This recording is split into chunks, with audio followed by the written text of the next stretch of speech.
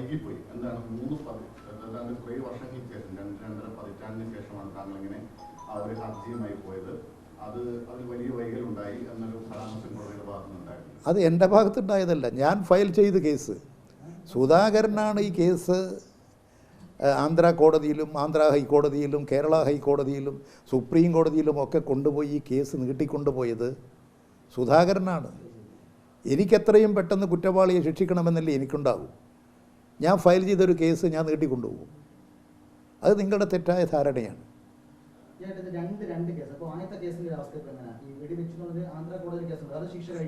അതായത് ഓങ്കോട് സെഷൻസ് കോടതിയിൽ 2 പേരെ പ്രത്യേകമായിട്ട് വിചാരണ ചെയ്തു. അതായത് വെടിവെച്ച 2 പേരെ, ആ 2 പേരെ കോടതി ശിക്ഷിച്ചു. ബാക്കിയുള്ള കാര്യങ്ങളൊന്നും ആ കോടതി പറഞ്ഞില്ല. അതുകൊണ്ടാണ് കുറച്ചു കാലം സുധാകരൻ എന്ന കേസിൽ ഞാനില്ല എന്ന് പറഞ്ഞത്. പക്ഷേ കേസിൽ ഒഴിവാക്കിയിട്ടില്ല. അതുകൊണ്ടാണ് ഈ കേസിൽ ഇങ്ങനെ തെറ്റിദ്ധാരണ വരത്തക്ക നിലയിലുള്ള സാഹചര്യമുണ്ട്.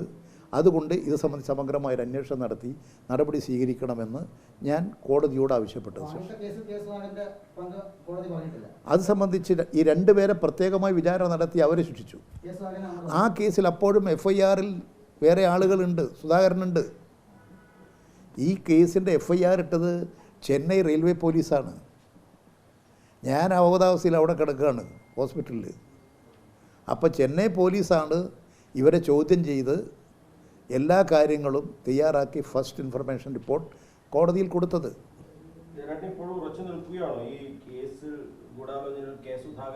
അതിലെന്താ, എനിക്കല്ല, എല്ലാവർക്കും ഈ കേരളത്തിലുള്ള കണ്ണൂരിലുള്ള മുഴുവനാക്കും അറിഞ്ഞുകൂടെ? ആ കേസിൽ തോക്ക് വാങ്ങിക്കൊണ്ട് കൊടുക്കാൻ പോയിട്ടുള്ള ഒരാൾ ഇപ്പോൾ ജീവിച്ചിരിക്കുന്നില്ല. എൻ്റെ അടുത്ത് വന്ന് എന്നോട് പൊട്ടിക്കരഞ്ഞ് മാപ്പപേക്ഷിച്ച് പറശ്ശിനിക്കടവ് ക്ഷേത്രത്തിൽ പോയി 24 മണിക്കൂർ ഒരു ഗ്രേറ്റ് മലബാർ ബീഡിയുടെ ഉടമയുണ്ടായിരുന്നു. കോൺഗ്രസിൻ്റെ അഴീക്കോട് മണ്ഡലം പ്രസിഡൻ്റായിരുന്നു. അദ്ദേഹമാണ് ഒരു തോക്ക് കൊണ്ടുപോയിട്ട് സുധാകരന് കൊടുത്തത്. അദ്ദേഹം എൻ്റെ വീട്ടിൽ വന്ന് എന്നോട് ക്ഷമ ചോദിച്ച് പൊട്ടിക്കരഞ്ഞ്, നിങ്ങൾ വെടിവെക്കാനാണെങ്കിൽ ഞാൻ ഈ തോക്ക് വാങ്ങിക്കൊണ്ട് പോകില്ലായിരുന്നു എന്ന് പറഞ്ഞ് ഇവിടെ മുത്തപ്പൻ്റെ അടുത്ത് പോയിട്ട് പ്രാർത്ഥിച്ച് അവിടെ ഒരു 24 മണിക്കൂർ അവിടെ ഇരുന്ന ആളാണ്. പക്ഷെ പാവം മരിച്ചുപോയി. പിന്നെന്താ, അത് എല്ലാവർക്കും അറിയാം. ഇതൊന്നും ഒരു പുതിയ കാര്യമില്ല. ഇത് വിക്രം ജാലിൽ ശശി ഇവരുടെ ഉപകരണമായിരുന്നു. പേട്ട ദിനേശനും ഇവർ രണ്ടും RSSുമായി ബന്ധമുള്ളവനാണ്. അത് ഇതിലുള്ളൊരു തോക്ക് വാങ്ങി, അതായത് കണ്ണൂരിലുള്ള ഗ്രേറ്റ് മലബാർ ബീഡിയുടെ ജയനുണ്ട്, ജയകൃഷ്ണൻ. ആ ജയകൃഷ്ണൻ ആണ് തോക്ക് വാങ്ങിയിട്ട് സലീമിൻ്റെ തോക്ക് വാങ്ങി ഈ എടുത്തിട്ട് അവരൊക്കെ ഒരു ടീമായിരുന്നു, ഒരു വൈകുന്നേരം ഒത്തുചേരുന്നൊരു ടീമായിരുന്നു. അന്ന് തോക്ക് കൊണ്ടുപോയി കൊടുത്തത് എൻ്റെ അടുത്തവെന്ന് പറഞ്ഞാലും ഇപ്പോൾ അതൊന്നും ഇപ്പോഴൊരു അദ്ദേഹം ജീവിച്ചിരിക്കുന്നില്ല എന്നുള്ളത് കൊണ്ട് അതൊന്നും ഒരു പ്രസക്തമായ ഭാഗമായി ഞാൻ കാണുന്നില്ല. അതുകൊണ്ട് ഇവിടെ ആർക്കും സംശയമുള്ള കാര്യങ്ങളൊന്നുമല്ല ഇത്.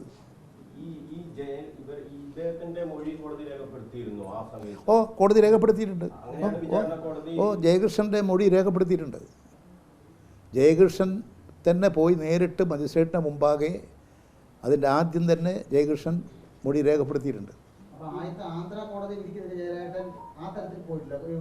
ആന്ധ്ര ഹൈക്കോടതി ശിക്ഷിച്ചു. പിന്നെ ഞാൻ പോകേണ്ട കാര്യമില്ലല്ലോ.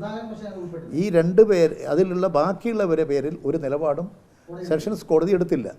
അത് കാരണം അന്ന് ആന്ധ്ര ഗവൺമെൻറ്, അന്ന് ഇന്ത്യ ഗവൺമെൻറ് കോൺഗ്രസ് ഗവൺമെൻറ്റാണ്. ആ ഗവൺമെൻറ് ഇടപെട്ടുകൊണ്ട് ഈ കേസിൽ ഇടപെട്ടെന്ന് എനിക്കറിയാം. അതിൻ്റെ മേലെ പിന്നെ നടപടികളെല്ലാം അവിടെ അങ്ങനെ ഇവരെ ഒഴിവാക്കിയെന്ന് വെച്ചാൽ ഒഴിവാക്കിയിട്ടില്ല. പ്രതികളല്ലേ എന്ന് പറഞ്ഞാൽ നിയമപരമായി പരിശോധിച്ച പ്രതിയാണ്. അങ്ങനെ ഒരു സ്തംഭനാവസ്ഥയിൽ നിന്നു.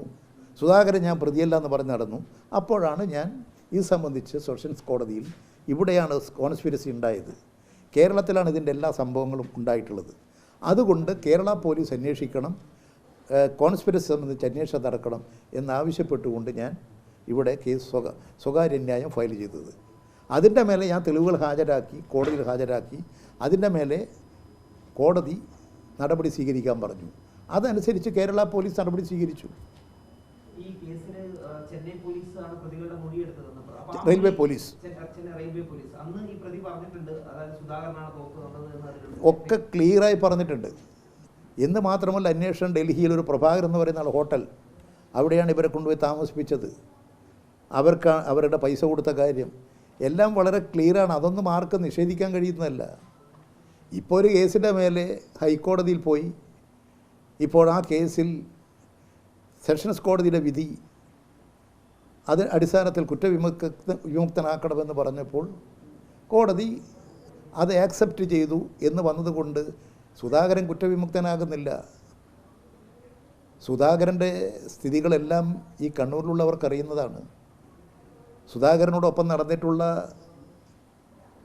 ആളുകൾ തന്നെ പിന്നീട് വെളിപ്പെടുത്തിയില്ലേ, കണ്ണൂരിൽ തന്നെ വെളിപ്പെടുത്തിയില്ലേ.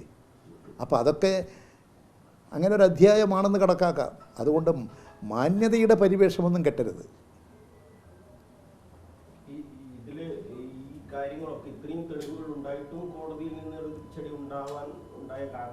കോടതിയിൽ നിന്ന് തിരിച്ചടി ഉണ്ടായി എന്ന് ഞാൻ കണക്കാക്കുന്നില്ല. കോടതി ഒരു കാര്യം സംബന്ധിച്ചൊരു നിഗമനത്തിലെത്തണമെങ്കിൽ കോടതിയുടെ മുമ്പാകെ തെളിവുകൾ ഉണ്ടാകണം. ആ തെളിവുകൾ പൂർണ്ണമായും കോടതിയെ ബോധ്യപ്പെടുത്തിയാൽ തീർച്ചയായും കോടതി നീതിന്യായ വ്യവസ്ഥ പരിരക്ഷിക്കും. അതുണ്ടോ എന്നുള്ളത് ഞാൻ ആ വിധി വായിച്ച് പരിശോധിച്ചതിന് ശേഷം പറയാം.